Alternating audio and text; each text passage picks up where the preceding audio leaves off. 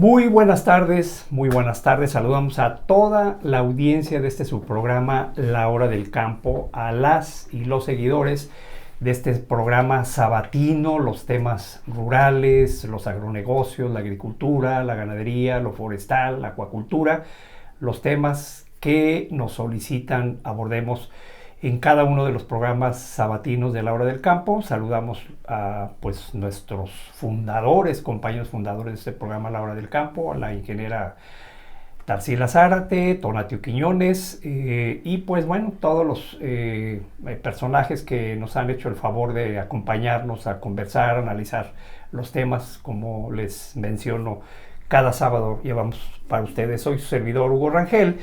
Y hoy vamos a presentarles a ustedes una entrevista, una plática, una conversación con un especialista con el tema forestal. ¿Qué hay alrededor del tema forestal, de las actividades forestales?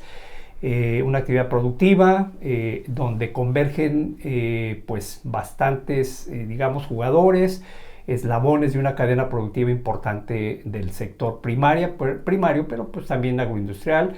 Y enseguida les voy a presentar a nuestro invitado el día de hoy porque, recomendarles a ustedes que pueden hacernos su llamado, alguna pregunta, alguna sugerencia que se vaya presentando en el transcurso de este programa. Así que aquí están los teléfonos en pantalla. Pueden marcar al 33 21 83 71 99. Pues aquí el teléfono de Juan Pedro Garín, que está en controles. Y también el 333-813-1329, que es aquí el teléfono de cabina de Radio Fórmula, de donde estamos transmitiendo en su programa La Hora del Campo, en el 790 de AM de Radio Fórmula desde Guadalajara, México. Bien, tema forestal, y quién mejor que un especialista en este tema. Presento a ustedes al ingeniero Hugo López Equigua. Hugo, muchas gracias por aceptar la plática y para conversar con toda nuestra audiencia. Muy buena tarde. Buenas tardes, muchas gracias, tocayo Hugo Rangel.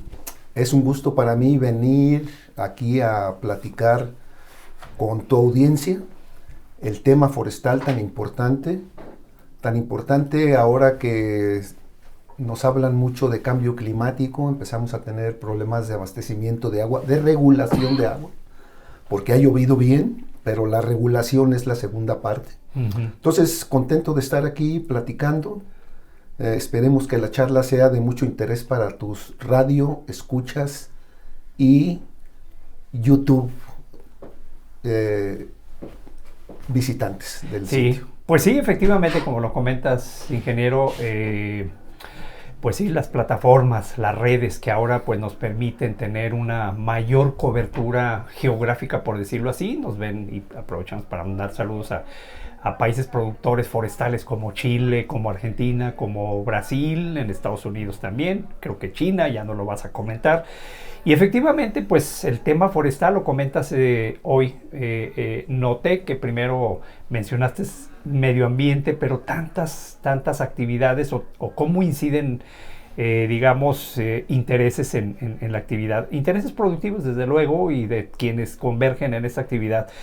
Hay algunas preguntas que nos han hecho, precisamente porque anunciamos tu participación en el programa, pero yo quisiera preguntarte quién es Hugo López Equigua, quién es el ingeniero Hugo López Equigua en esta actividad. Sí, mira, de profesión soy ingeniero agrónomo especialista en bosques. Uh-huh. Soy egresado de la Universidad Michoacana. Me vine a vivir desde muy pronto aquí a la ciudad de Guadalajara, donde ha sido mi principal centro de actividades. Hice una maestría en la Universidad Estatal de Colorado, una maestría más relacionada a la estadística, uh-huh. Estadística forestal. Regresé después de la maestría, trabajaba con el Instituto de Investigaciones Forestales. Uh-huh. Después me participé en la actividad productiva, que es lo que me ha interesado mucho, porque parte de la carrera de ingeniero forestal, o la esencia de la carrera de ingeniero forestal, es poder aprovechar nuestros bosques naturales o bosques plantados por nosotros y al mismo tiempo cuidar los recursos, flora, fauna silvestre, la biodiversidad, el agua, el suelo, evitar erosiones, conseguir que los bosques se sigan regenerando solos o con ayuda del... Esa es la carrera de ingeniero, pues. O sea, aprovechamos el bosque, pero al mismo tiempo usamos las nuevas tecnologías o las tecnologías disponibles para que nuestros bosques permanezcan, se expandan y estén en mejores condiciones. Evitar plagas y enfermedades, que los sitios de anidamiento de las aves, venados, guajolote, todo esté en condiciones óptimas. Esa es la esencia de la carrera.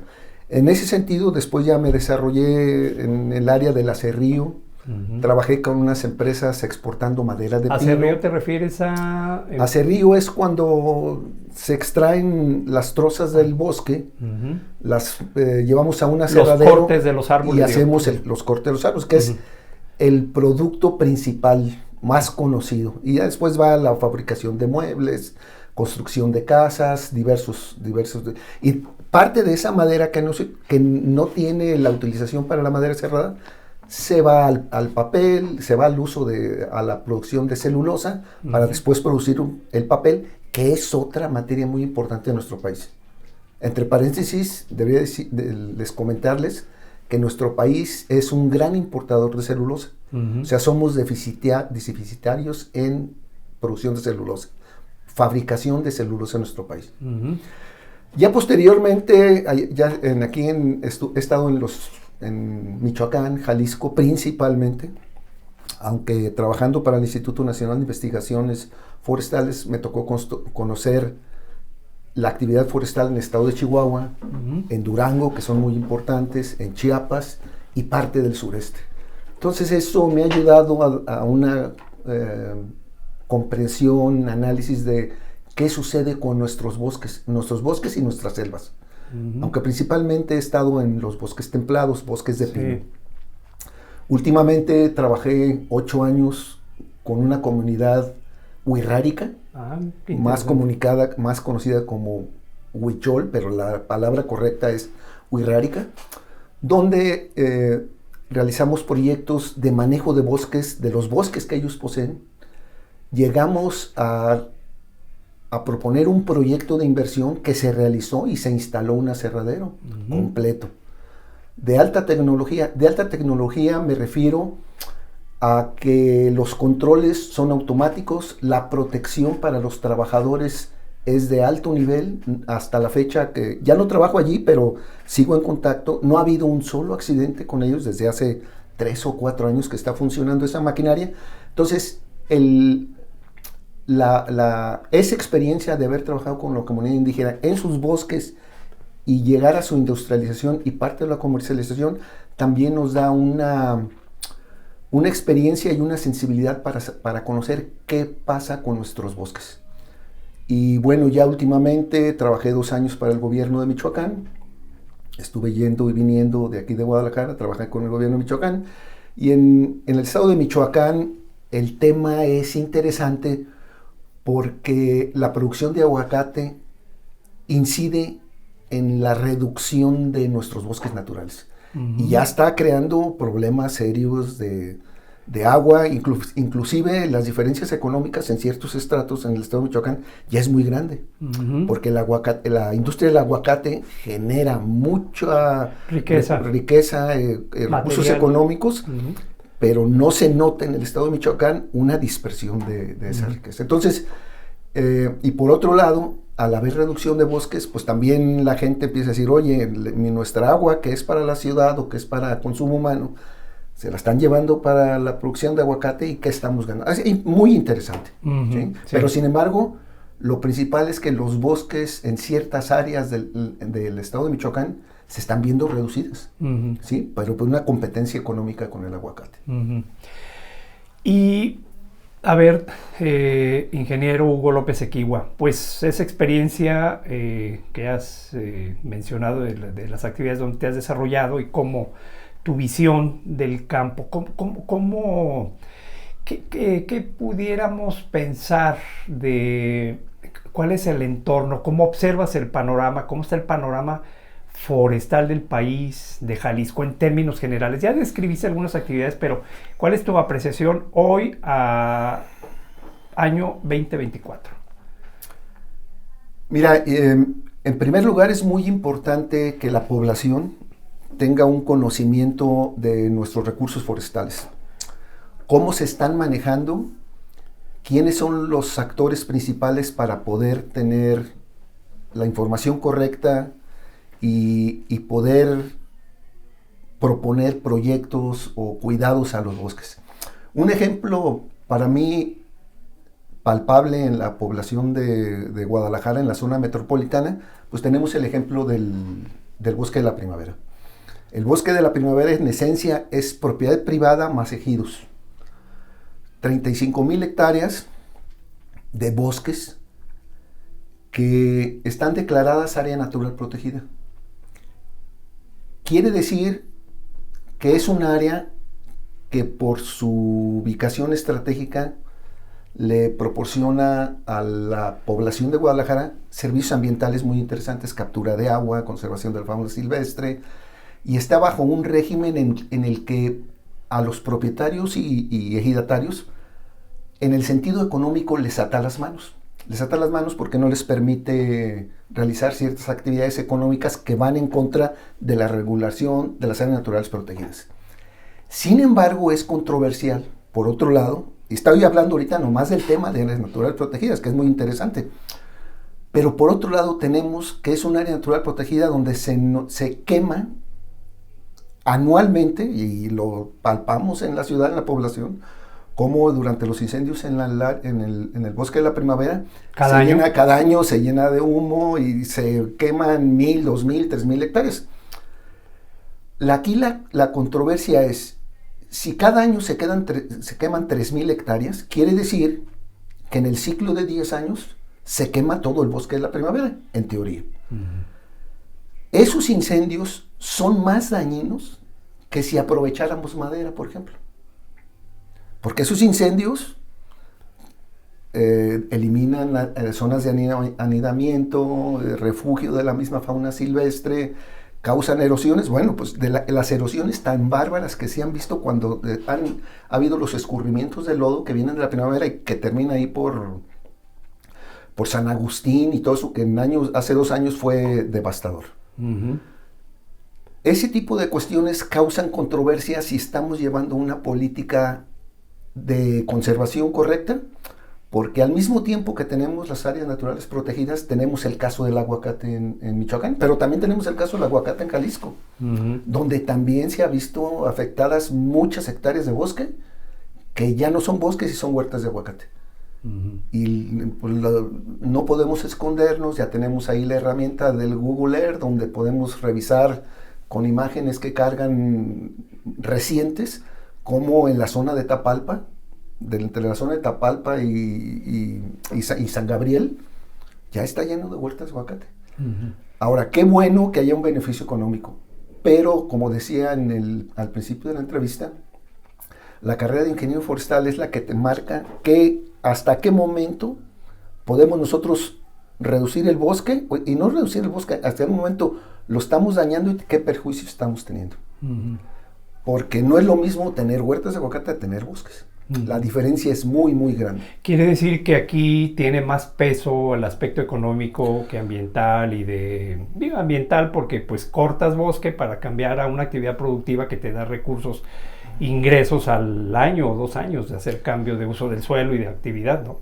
Sí, además la situación de la producción del aguacate es indudablemente muy, muy importante.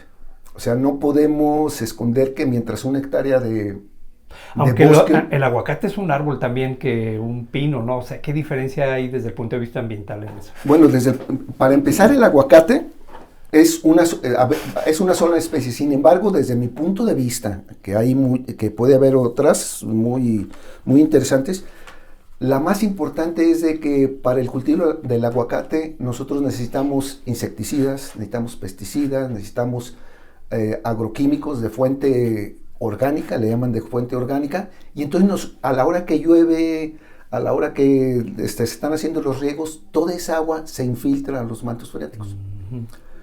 Además de que una huerta difícilmente le va a poder proporcionar refugio a la fauna silvestre.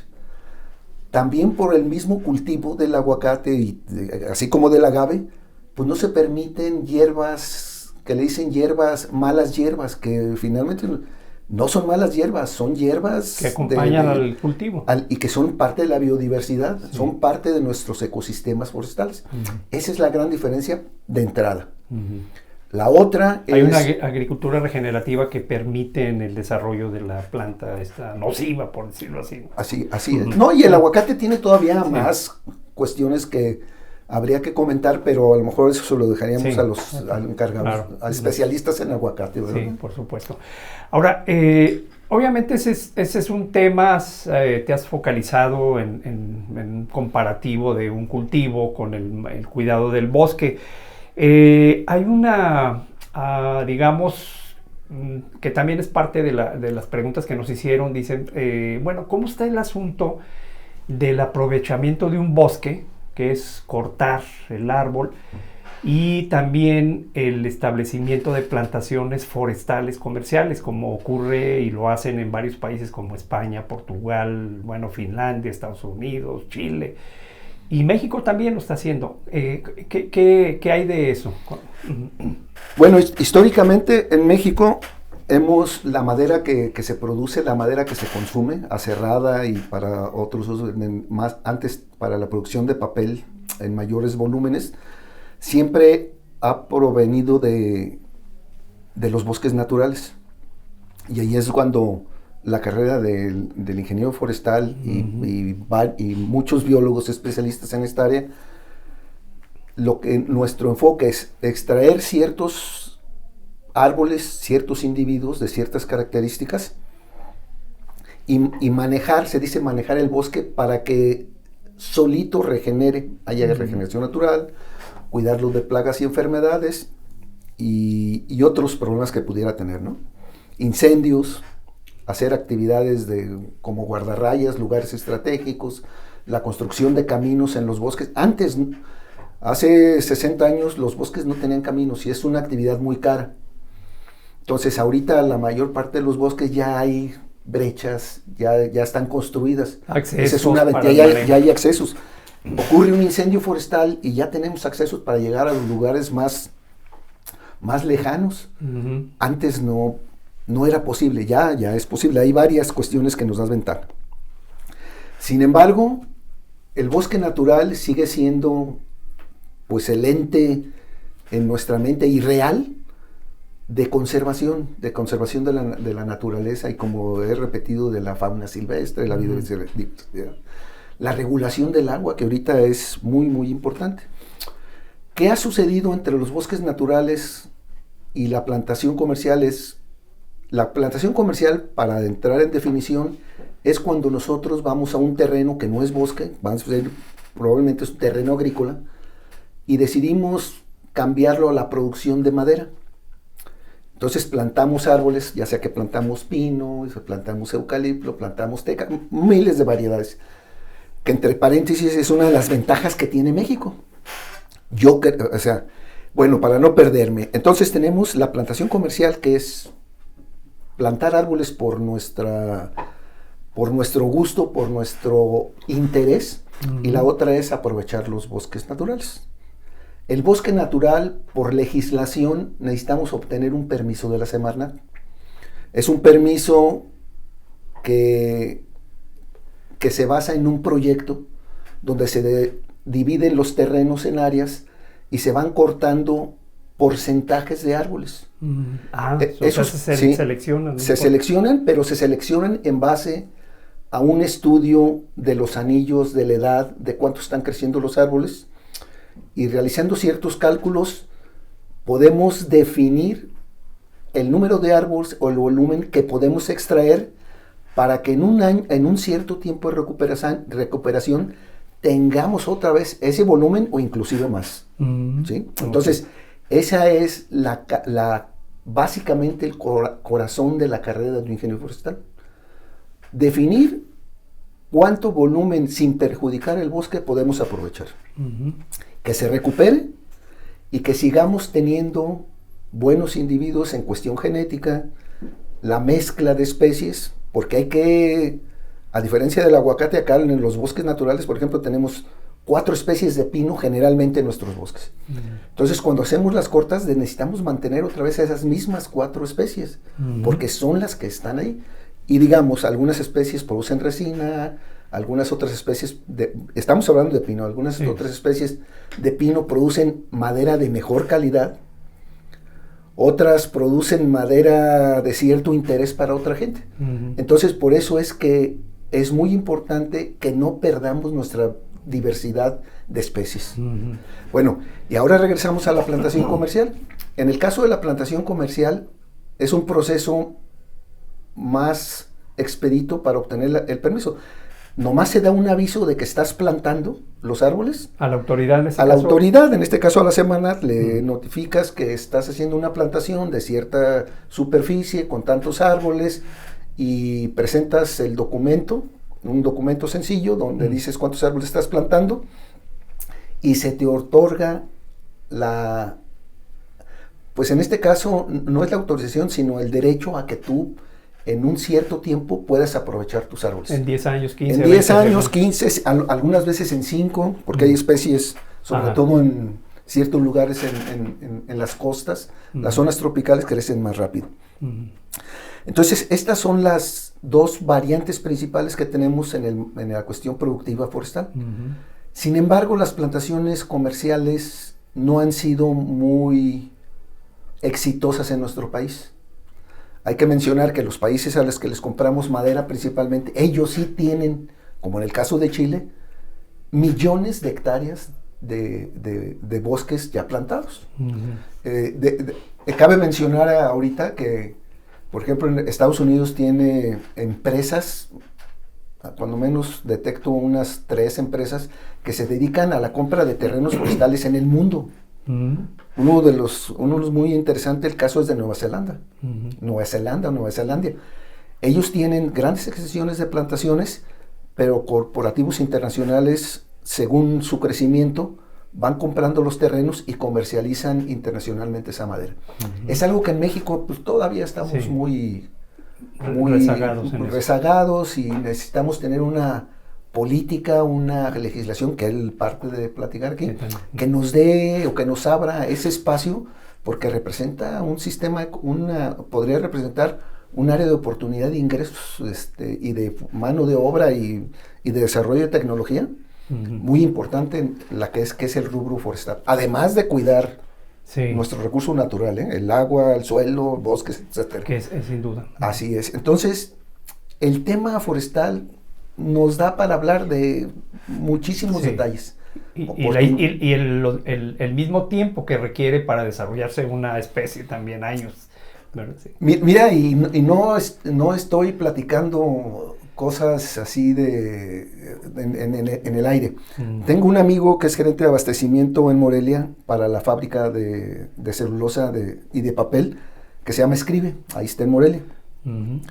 Él originalmente estuvo trabajando, antes de estar en ese puesto, estuvo en el área de Tabasco, Villahermosa, en ciertos lugares donde hay plantaciones comerciales con una especie de árbol que no es nacional. Se la trajeron hace muchos años de Asia, por ahí se trajeron un arbolito que desde a los 2 y 3 años ya están cortando la madera y se la traen para esta fábrica de celulosa.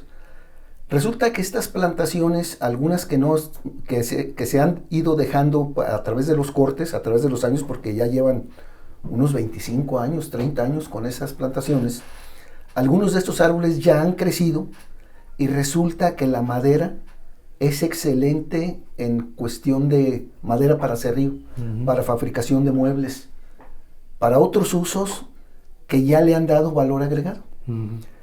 Eso ha sucedido en el sureste, en esa área, y que yo creo que debería darse a conocer mucho más, porque son casos de éxito. Igual que otro caso de éxito en cuestión de manejo forestal es la comunidad de Nuevo San Juan, ahí a un lado de Uruapan. Ya tienen sus 40, 50 años, ¿no? Que son temas que deberíamos conocer, o sea, una comunidad indígena exitosa que protege sus bosques, embotella agua, ya se volvió dueña del sistema de televisión de la localidad, ya exporta aguacate a Japón, tiene sus fábricas de fertilizantes orgánicos. Eso es de lo que sabemos, o sea, entonces el bosque sí puede ser una fuente de riqueza, y que sigamos contando con nuestro medio ambiente sano. Sí, y es lo que dices, puede ser, es una fuente de riqueza. Hay otros ejemplos en los estados forestales como Durango, como Chihuahua también. Además. Sí. Ahora, has descrito las ventajas del aprovechamiento forestal, la madera, la celulosa, el acerrío mismo. Se habla también, y es importante esto, la industria mueblera y otra industria pues demanda la madera, por supuesto, ¿no? La construcción. ¿Cómo está el panorama? Porque creo que también has hecho trabajos de investigación de que se está importando madera porque no hay la suficiente producción. ¿Qué reflexionas en eso? Y es pregunta precisamente. Sí, resulta que en los últimos años el costo de producir madera en México, específicamente de pino, se ha vuelto muy cara, muy costosa. Y precisamente viendo cuáles son las causas, le he preguntado a algunos amigos que se dedican ahorita en la actualidad al aserrío, que son dueños de predio, tienen aserradero, venden madera serrada, y sobre todo ahorita pues, que hay durante unos 3-4 años el auge de la fabricación de tarimas para montacarga, que se volvió un negocio importante aquí en la zona metropolitana. Pues por ahí podemos ver en el periférico, ¿no? Cómo van cargados camiones de tarimas. Bueno, el caso es de que nuestra madera de pino nos resulta muy cara.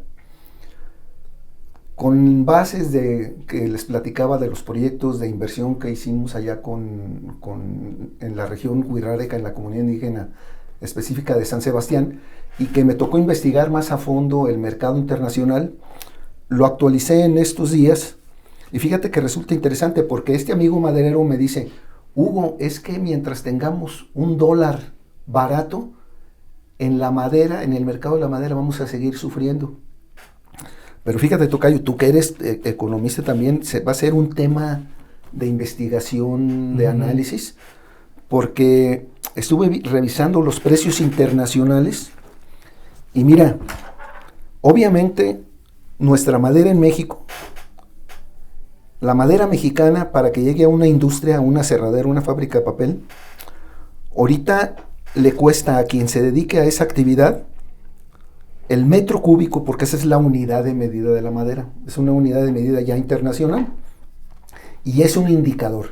Entonces en México puede llegar a valer, porque en estos últimos días se ha movido el precio del dólar y el precio de los costos en México, hasta $150 el metro cúbico cuesta en México el pino. Si tú quieres un metro cúbico de tu aserradero, si tienes esa inversión, comprar la madera que te un aserradero, como un aserradero o una fábrica de triple te va a andar costando entre $120 hasta $150 el metro. Brasil la produce a $60. O sea que nosotros estamos al doble de Brasil. China la produce a $80. Estados Unidos la anda produciendo también alrededor, igual que China. O sea, ellos producen madera más barata que México. Obviamente, a la hora de querer importar madera, pues al consumidor de madera industrial, por ejemplo, alguien que fabrica muebles, le resulta más barato comprar madera de Chile, de Brasil, de Estados Unidos, de China, de otro país, porque ellos tienen la madera más barata. Otra desventaja que tenemos, esos países, como tienen más historia forestal, producen madera con cortes de más calidad. Les voy a decir qué es la madera con más calidad. Si nosotros compramos una tabla en Chile y la queremos de 18 milímetros, el grueso de una tabla, de la tabla, la industria chilena nos va a mandar la madera de 18 milímetros. En cambio, en México, En cualquier lugar. En cualquier lugar. Cualquier aserradero. Cualquier aserradero. Si nosotros le pedimos la madera a cierta medida, nos va a mandar una de 20 milímetros, otra de 15, otra, exagerando. O sea, tenemos una industria poco competitiva en el sentido técnico. Además, lo más importante, y eso lo saben los carpinteros, por ejemplo, gente que produce o que hace muebles. Otra de nuestras desventajas es que generalmente nosotros no estufamos la madera. Ellos sí estufan la madera. ¿Qué quiere decir que estufamos la madera? Con una madera no estufada que tiene alto contenido de humedad, si nosotros hacemos un mueble, a los 2 meses los clavos se le están saliendo, la silla se está moviendo y es un mueble de mala calidad por no tener la madera estufada. En general así está. En general así está en México. En México la madera lo más seguro es que venga sin estufar. Y por eso la gente que se dedica al comercio de la madera dice, oye, viene estufada y hay medidores para ver si viene con un contenido de humedad correcto. Bueno, esas son las desventajas de nuestro mercado. Pero lo interesante de lo que estaba revisando con los precios de la madera y el mercado es que también nosotros tenemos unos costos de combustibles, gasolina, diésel, gas, etcétera, más altos. Los mexicanos pagamos más por un litro de gasolina que un brasileño, que los chinos. Bueno, con los chinos andamos semejantes. Venezuela tiene la gasolina a la mitad de precio que nosotros.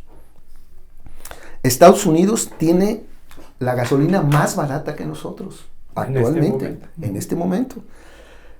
Chile es el único que tiene la gasolina más cara que nosotros, a $1.35 por litro, pero sin embargo ellos son más eficientes en su sistema productivo de la madera, como lo habíamos mencionado. Entonces esto del precio de la madera nos pone, el precio de la madera, adiciónale que producimos madera sin estufar y con cortes no tan bien hechos como los competidores internacionales. Entonces estamos en un panorama, estamos en un esquema en el que necesitamos trabajar en conjunto.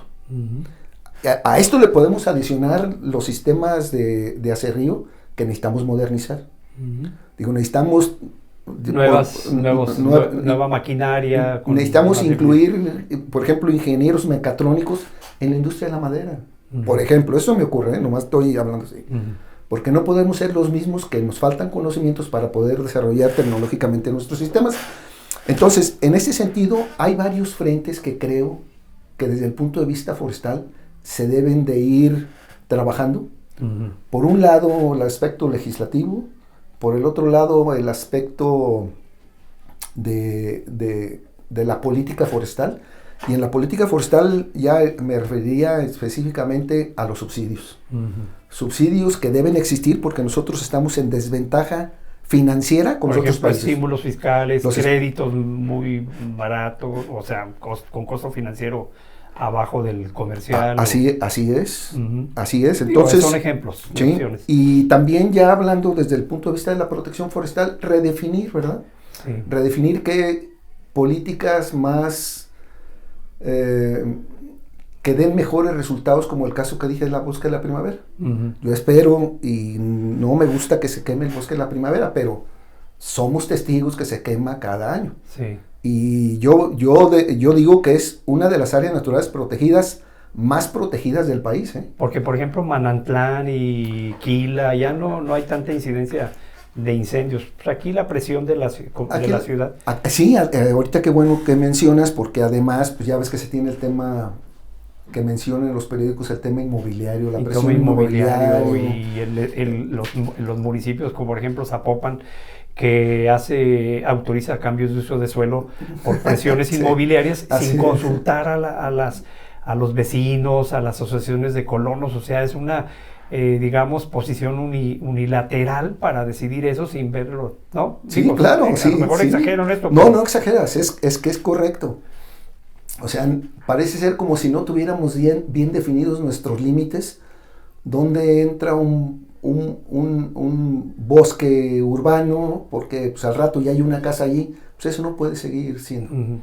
Y ocurre. Porque es parte del Estado de Derecho, ¿no? O sea, no podemos cada quien hacer lo que queramos, porque finalmente, sí. pues... Oye, en esta parte, fíjate, has descrito las debilidades del sector, de la industria, de la actividad, de los jugadores, de los productores, con lo que has mencionado.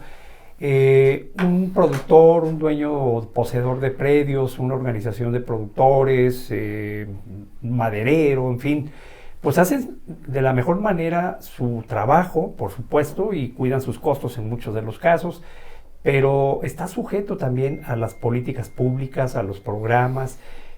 ¿Cuál es el rol del Estado, desde tu punto de vista, en esto del fomento? Porque si vemos en retrospectiva, en este año se cumplen 24 de haberse constituido un organismo que es la Comisión Nacional Forestal, que entiendo fue con ese propósito, incentivar la producción, más bosques, quizás regular.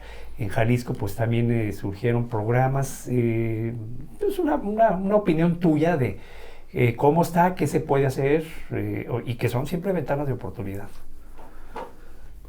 Pues sí, o sea, que en primer lugar, qué bueno que tenemos en nuestro país un organismo de gobierno como la Comisión Nacional Forestal, porque eso marca que hay gentes en el nivel de gobierno que le dan importancia al sector. El hecho de que tengamos un organismo nacional, que tenga una política de cuidado y de manejo de incentivos. Aquí la cuestión es de que yo que he trabajado con proyectos de la CONAFOR,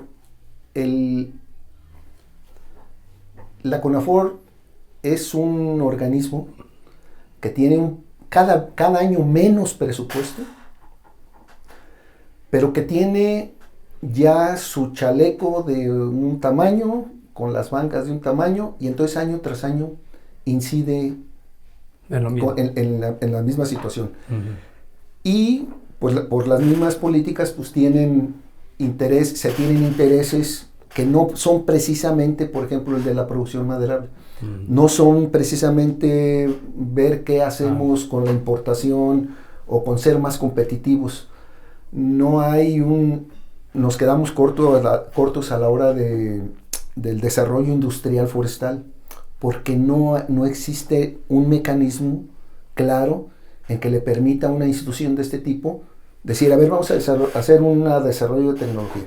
O cuando menos yo no he visto que lo hagan, lo sigan haciendo, ¿no? Porque mira, en los trabajos forestales, hasta para ir a medir las alturas, meterle un taladro para ver los anillos, todos esos aparatos son de importación, no los hacemos en México. Y cuando tú ves eso, dices, bueno, y que cuestan 5,000 pesos el taladro para meterlo al árbol. O sea, ¿cómo es? Y es un tubito, es un taladro, es un tubo con una rosca que se introduce el árbol, le hace una pequeña perforación y con eso extraemos una muestra para ver qué tanto está creciendo o para medir las alturas. Seguimos los mexicanos teniendo que comprar todos esos aparatos del extranjero. Es un área de oportunidad para la gente que pueda diseñar aparatos aquí en México. Sí. Y yo creo que ahí precisamente eso, digo que eso pudiera ser parte de las instituciones de gobierno, pero las otras sí, el desarrollo de acerrillo, ¿qué pasa con la industria de la celulosa? Que deberíamos estar a la vanguardia de eso, ¿no? Sí, quizás también, pues dice el, iba a decir dice el dicho, no, pero siempre se habla que no hay dinero que alcance para todo. O sea, hay un presupuesto para todos los sectores de nuestro país productivo. El primario es uno de ellos, el agropecuario, el forestal es otro, y pues hay que repartir el recurso para todas las actividades, y entonces, tú lo mencionas, pues se va reduciendo el presupuesto para la parte forestal, pero considero yo que no todo es el recurso económico, sino también es organización, es la búsqueda de ser eficientes en la producción, en la organización misma, o sea, la misma comunidad, la gente que actuamos ahí donde puedan tener eso. Yo lo aprecio de esa manera, ingeniero. Fíjate que ahora que estuve en el estado de Michoacán, en el gobierno del estado, el año pasado y antepasado, una de mis propuestas fue de buscar un grupo de productores, de dueños de monte, pero que además tienen también industria, impulsar a que dieran el siguiente paso. Ellos ya son dueños de monte, tienen por ejemplo, de la familia que conozco, el papá desde 1950 ya se dedicaba a la actividad. Entonces han pasado 70 años y esa familia, ahorita esos hermanos, son dueños de una industria importante en Michoacán, propiedad privada. La idea que yo propuse con ellos es de ayudarlos, impulsarlos a que dieran el siguiente paso en materia forestal. ¿Cuál es el siguiente paso? Nomás simplemente tomando como ejemplo a Chile, entrarle a la industria del AAA, a la industria de los tableros, sí, a la industria del EMDF, a ese tipo de industria que ya le da mucho más valor agregado. Sí. Y no todo es la madera. Y no todo es la madera, porque ahí es donde está la ganancia. La ganancia, sí, en la industria forestal en la actualidad. Sí. Oye, mira, nos vamos a ir a corte. Yo lo dejaría para la reflexión, para después del mismo corte, que regresemos. Las oportunidades, ahí mencionabas tú que en general toda la industria del aserrío carece de un estufado de la madera para hacer más eficiente su uso. Ahí, por ejemplo, esa es una ventana de oportunidad para poner plantas de secado o estufas o horno, porque es algo que siempre va surgiendo.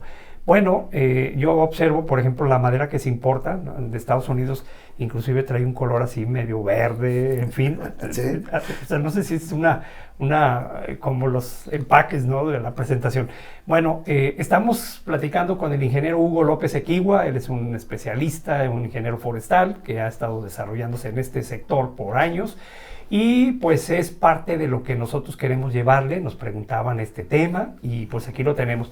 Nos vamos a ir a corte y regresamos con las últimas reflexiones. Estamos en La Hora del Campo desde Guadalajara, México. Bien, pues ya estamos de regreso en su programa, La Hora del Campo, el tema forestal, que de eso hay muchos comentarios que nos han estado haciendo. Bueno, no muchos, son 6 comentarios y 2 preguntas, y que se las quiero compartir aquí al ingeniero Hugo López Equigua, el especialista en ese sector. Una de ellas, bueno, ¿y quiénes son los dueños de los bosques? ¿Quién es dueño del bosque? ¿Cómo está el asunto de la propiedad, ingeniero Hugo López Equigua?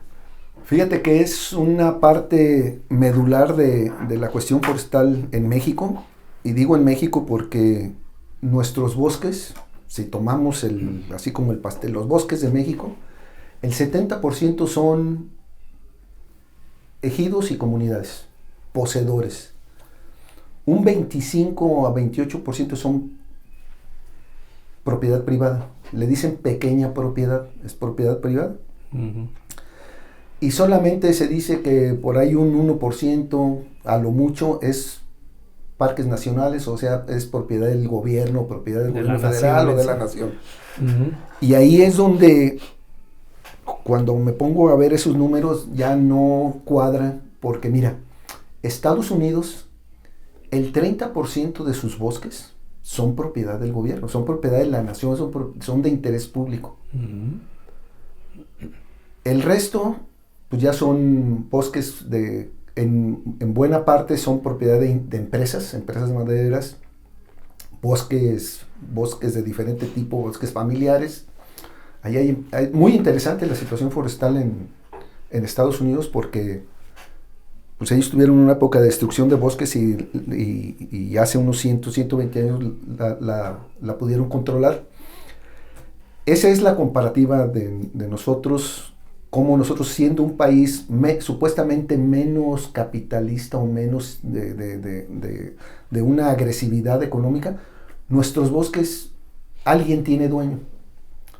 Cuando vamos y fíjate que es interesante, porque hace poco íbamos con unos sobrinos en la carretera y unos cerros, mira qué bonitos bosques, qué bonitos cerros, llenos de árboles.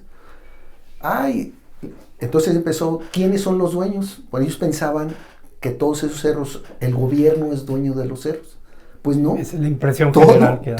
En México, todo tiene dueño. Y entonces, en el tema forestal, pues los bosques tienen dueño, así como lo platiqué ahorita del bosque de la primavera. Y entonces eso entre complica o puede ayudar, dependiendo de en qué regiones, qué forma de pensar tienen, porque hay pocas, pero hay comunidades indígenas exitosas, en Michoacán, en Oaxaca y en otros lados. Y en pequeña propiedad o en propiedad privada también hay ejemplos de éxito, pues en Chihuahua, en Durango, en Michoacán hay algunas. En Jalisco había tendencias de éxito, pero sin embargo a lo que vamos es de que, como dicen algunas gentes, la propiedad forestal privada se está atomizando, y también el ejidal, Se atomizando, se está atomizando, se está reduciendo. El abuelito, por ejemplo, tuvo 500 hectáreas. Este abuelito tuvo sus hijos, les hereda de esas 100 hectáreas a sus 5 hijos, por ejemplo. Y ahora esos 5 hijos le heredan a los que serán los nietos. Entonces ya tenemos bosques con propiedades de 30 hectáreas, 20 hectáreas, 50 hectáreas. Y esta reducción del tamaño de los bosques hace que los trabajos sean más caros. Y te lo pongo de ejemplo, las autorizaciones ante el gobierno. Casi es lo mismo una propiedad, sacar el permiso para 50 hectáreas que para 1000 o para 500. Entonces, si tenemos... ¿Y eso no puede cambiarlo ahí, esa reglamentación? ¿Debe? Es que el proceso... Mira, a lo mejor el pago de derechos no se nota mucho. No es impactante. Pero el hecho de hacer el proyecto para el programa, que se llama Programa de Manejo Forestal... No es lo mismo para 20 que para 100. Es casi el mismo costo. Entonces ya es casi es el mismo costo de 50 hectáreas que el de 500. Entonces, ese es uno de los detalles que creo que también deberían de considerarse en la política forestal y sobre todo en la propiedad. Claro que pueden juntarse 10 propietarios y sacar su permiso. Pero nos toca el caso que no es muy difícil reunir 2 o 3 propietarios que quieran el mismo objetivo, ¿no? Con sus propiedades. Ese es el problema. Ahora, también los ejidos, la mayoría tienen bosques, sean bosques de encino, bosques de pino. Estás hablando de un 50%, ¿verdad? Estamos hablando, casi un 50% de la propiedad forestal en México. Ellos también están teniendo el mismo panorama. Los ejidatarios generalmente siguen siendo los mismos de hace 30 años. Sí. Oye, por cierto, fíjate, ahorita los ejidatarios surgen como resultado de la reforma agraria en México.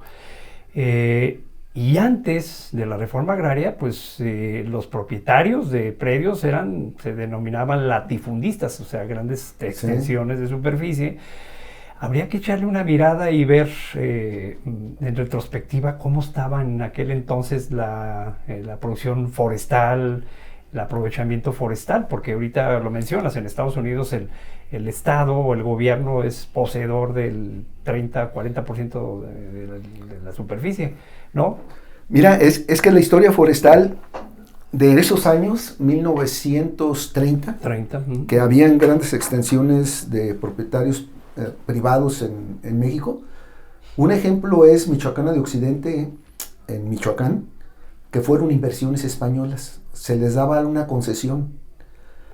En Chihuahua hay un documento escrito por un ingeniero forestal, Oscar Estrada, parece que él es el autor, a ver si no me equivoco, donde él narra la historia de uno de los ejidos forestales más grandes del país, que si no es que es el más grande, que se llama el Ejido del Largo. Chihuahua, ¿verdad? En Chihuahua. Entonces, pero la historia es otra vez una inversión norteamericana. Se les daba la concesión de la posesión de sus ejidos o de esas propiedades a empresas extranjeras. Esas fueron los inicios del manejo forestal en México. ¿Sí? Y entonces ellos fueron los que primero hicieron los caminos, los que trajeron maquinarias que no existían aquí en México para la producción forestal. Es una historia muy interesante, pero también debemos de recordar, toca ahí una cosa muy importante, que al igual que el petróleo, o sea, si voy a poner el ejemplo del petróleo, si en el terreno que yo tengo en mi casa o en donde sea, o alguien que tenga un terreno y encuentran petróleo, el petróleo no es del dueño del terreno. El petróleo se vuelve propiedad de la nación.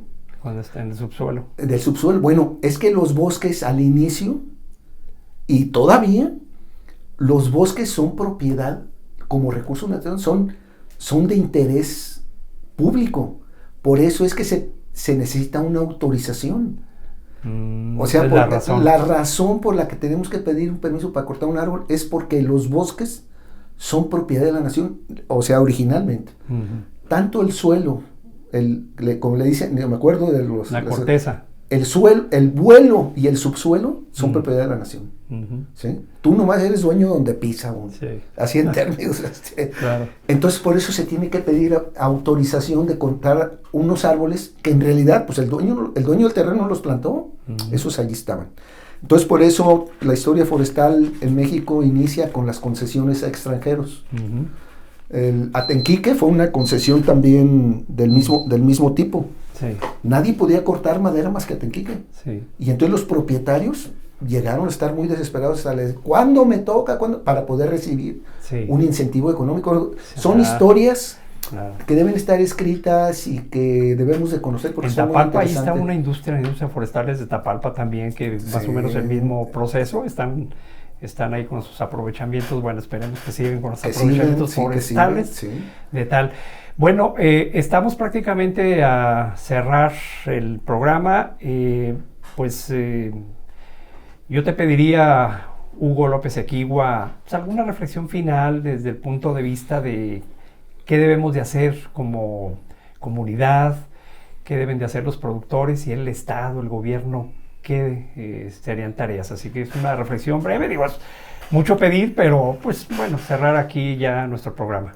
No, mira, yo creo que es muy interesante como a manera, si queremos, de cultura, así como a alguna gente les interesa la pintura o la música, la cuestión forestal que nos atañe directamente, porque ya estamos hablando de cambios climáticos, y etcétera, es de ir a los documentos raíz, en caso que nos interese, y que no nos asusten. Digo, que no nos lleguen a asustar tanto, así como ya ves últimamente en cuestión, si vemos los periódicos, pues nos asustan cierto tipo de noticias.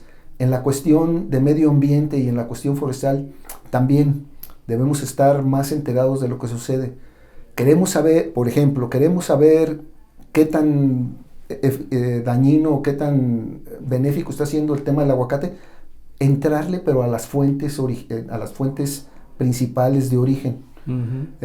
Queremos saber las plantaciones comerciales, conocer la legislación, enterarnos, y podemos empezar hasta con los bosques urbanos. ¿Qué especies plantamos en las banquetas? ¿Qué tipo si nos conviene arbolado que dé fruto o que nomás nos dé sombra, que no crezca mucho? ¿Cómo son las podas? Hay muchas cosas interesantes que nos podemos empezar a involucrar en el tema de los árboles, en el tema forestal, en el tema de la madera, en el tema del agua, que es otro tema, ¿verdad? No cabe duda que la importancia de los bosques para la regulación del agua es importantísima. Entonces, es otra de las cuestiones. Alguna vez me platicaste del tema de los bonos de carbono. Que es un tema que hay que investigar bien, hay que platicarlo y que la gente esté enterada de qué se trata, ¿no? Hay que dejar un programa para esto. Invitemos a alguno de los especialistas específicamente en los bonos de carbono. Así es. Exacto. Sí. Sigue habiendo materia. Sí, hay mucho que hacer. El tema forestal da para muchísimos. Podemos abarcar la parte de industrialización, el desarrollo de las plantaciones, que tiene tantas aristas en esta actividad. Hugo López Equigua, muchas gracias por tu tiempo. Gracias a ti. Y esperemos que aquí nuevamente nos acompañes en un programa en la hora del campo. Yo soy materia dispuesta para platicar del tema forestal. Y pues de otros si se puede. ¿Cómo no? Sí, claro, sería un gusto para mí participar. Pues es el programa La Hora del Campo. Yo quiero señalar que para el tema nos preguntaron de dos ciudades de España, de Zaragoza y de Toledo, luego también de San José, Costa Rica, de Chile, de Osorno y de Talca, y de Portland, Estados Unidos, de tema forestal, ahora pues precisamente que anunciamos el programa. Así que pues nosotros nos vamos a ver el próximo sábado aquí en La Hora del Campo, y como siempre disfruten sus alimentos que se producen en el campo mexicano y tengan un fin de descanso en la medida de lo posible. Soy su servidor Hugo Rangel. Está Juan Pedro Garín en controles y ya llegó Luz Cerrando también en controles. Saludos hasta las oficinas con Tarsila Zárate.